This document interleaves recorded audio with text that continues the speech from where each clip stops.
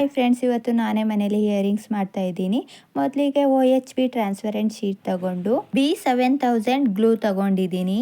ನಾನು ಇಯರಿಂಗ್ಸ್ ಮಾಡೋಕ್ಕೆ ಇವತ್ತು ಕುಂದನ್ ಸ್ಟೋನ್ನ ಯೂಸ್ ಮಾಡ್ತಾ ಇದ್ದೀನಿ. ಕುಂದನ್ ಸ್ಟೋನ್ ಯೂಸ್ ಮಾಡಿಕೊಂಡು ಸಿಂಪಲ್ ಆಗಿ ಇಯರಿಂಗ್ಸ್ ಮಾಡ್ತಾ ಇದ್ದೀನಿ.